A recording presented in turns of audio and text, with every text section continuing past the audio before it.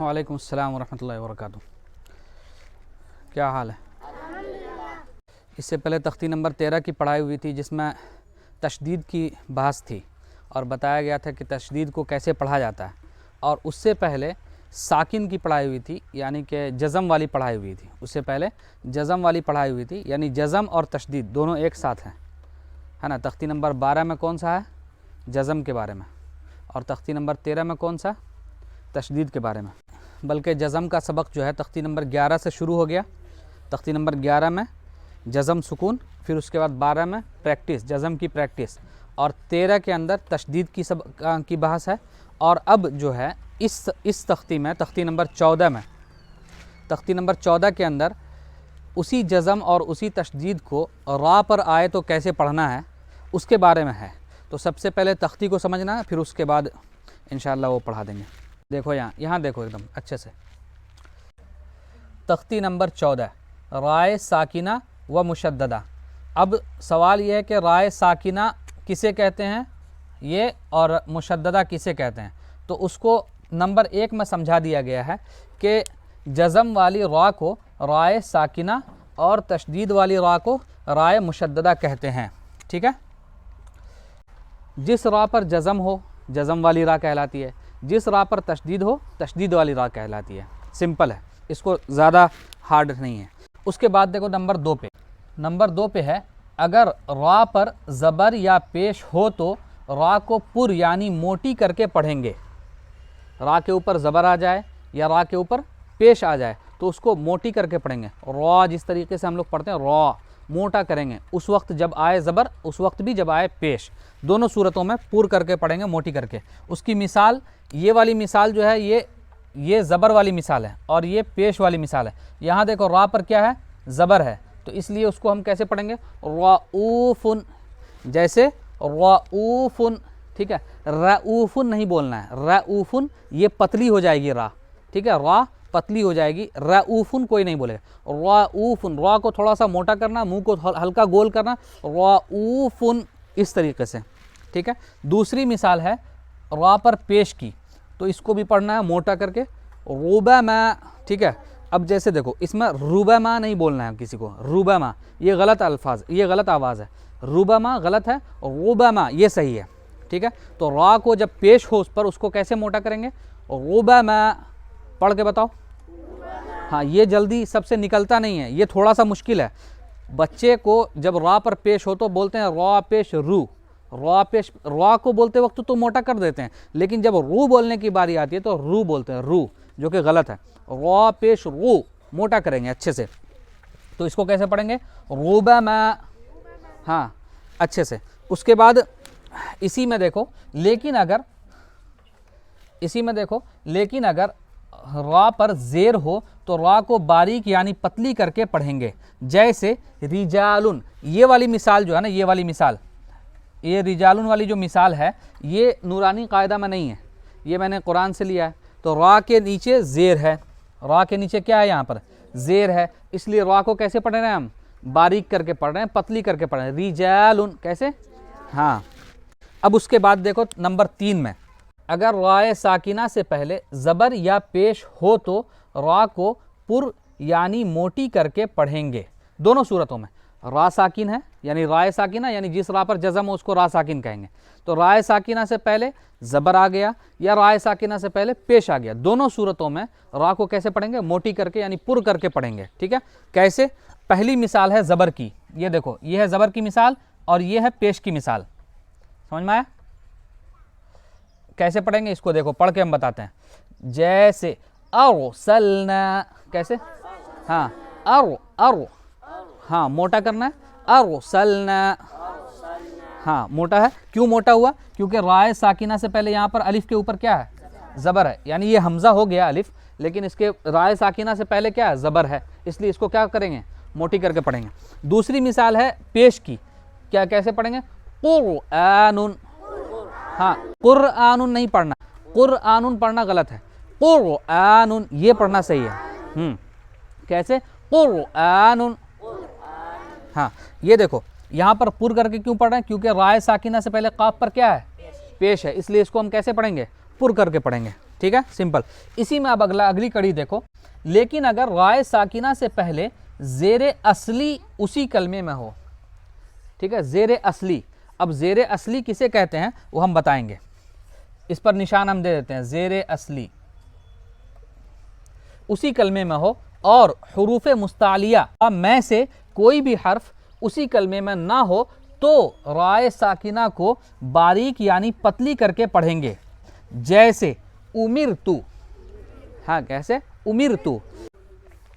देखो, सबसे पहले ज़ेर असली को समझो, उसके बाद हुरूफ मुस्तालिया को समझाते हैं। बाज़ हुरूफ ऐसे होते हैं कि जो असल में वो हुरूफ लिखे हुए तो हैं लेकिन उनको पढ़ा नहीं जाता है, जिसकी वजह से उनको हुरूफ असली नहीं कहा जाता है, ठीक है। और बाज़ हुरूफ वो होते हैं जो हुरूफ असली होते हैं, यानी उनको लिखा भी जाता है तो पढ़ा भी जाता है, दोनों चीज़ होता है, ठीक है। अच्छा, अब जो बाज़ हुरूफ जिनको लिखा जाता और पढ़ा नहीं जाता है, ठीक है, तो अब उसको कब पढ़ा जाएगा? जब उस पर कोई ज़ेर होगा या कोई पेश होगा, कोई भी मतलब हरकत अगर आ जाए तो उसको उस वक्त पढ़ा जाता है, और फिर उसके बाद वो पेश और ज़ेर हटने के बाद उसको क्या कर दिया जाता है? हटा दिया जाता है। समझ में आया? उस हुरूफ को नहीं पढ़ा जाता है। अब जैसे मिसाल ले लो, ठीक है, इसकी मिसाल लो कि हुरूफ कैसे पढ़े जाते हैं और कैसे नहीं पढ़े जाते हैं, ठीक है।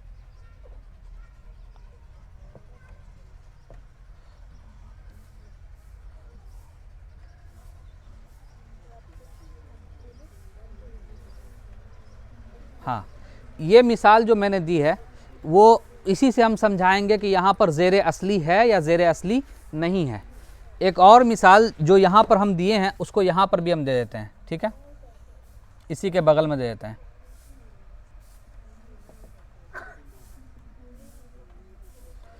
अब देखो, गौर से देखना क्या लिखा हुआ है यहाँ पर, रब्बिरजिऊनी, रब्बिरजिऊनी, और यहाँ क्या लिखा? उमिरतु।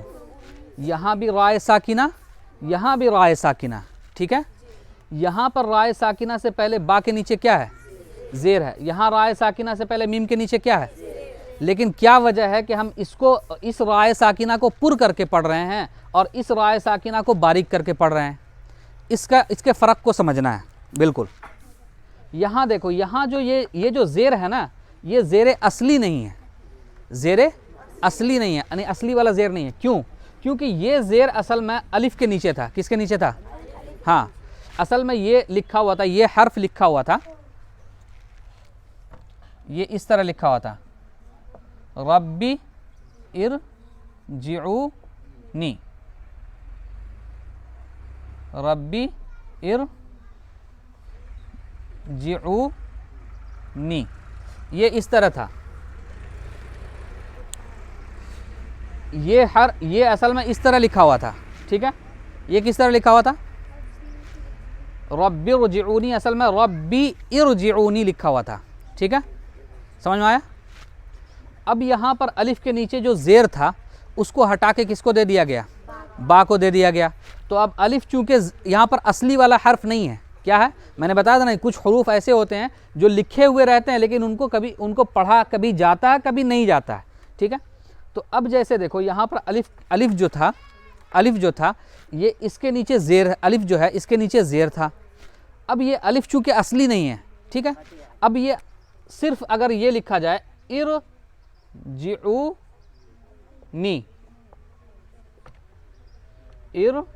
इरजिऊनी, इसको समझो कि ये अलिफ जो है असली है नहीं, तो इसके नीचे जो ज़ेर आएगा वो भी असली नहीं होगा, क्योंकि जब हरफ ही असली नहीं है तो उसके नीचे या ऊपर आने वाला हरकत असली कैसे हो सकता है, ठीक है। तो इस यहाँ के ज़ेर को किसको दे दिया गया? बा को दे दिया गया। तो अब ये ज़ेर जो बा के नीचे आया है ये अलिफ से मांगा हुआ है, अलिफ से मांगा हुआ है, यानी अलिफ से लिया गया है, ठीक है। तो अब ये ज़ेर असली है नहीं, जब ये ज़ेर असली नहीं है तो ये रा पर असर अंदाज नहीं होगा, यानी रा पर अपना असर नहीं डालेगा, ठीक है। ये जो रा साकिना है उससे पहले जो ज़ेर है ये तब असर डालेगा ज़ेर जबकि ज़ेर खुद असली वाला हो। जैसे मैंने ये वाली जो मिसाल लिखी है, यहाँ देखो राय साकिना है, उससे पहले ज़ेर है। यहाँ पर जो ज़ेर है ये मीम का अपना ज़ेर है, किसी से मांगा हुआ नहीं है, अपना ज़ेर है। समझ में आया? इसलिए ये मीम पर, ये रा पर असर डाल रहा है। क्या असर डाल रहा है कि रा को बारीक कर दे रहा है, ठीक है। लेकिन यहाँ पर वाला जो ज़ेर है ये रा पर असर क्यों नहीं डाल पा रहा है? क्योंकि ये खुद ज़ेर क्या है? असली नहीं है, कतई है, ठीक है, नकली है। समझ में आया?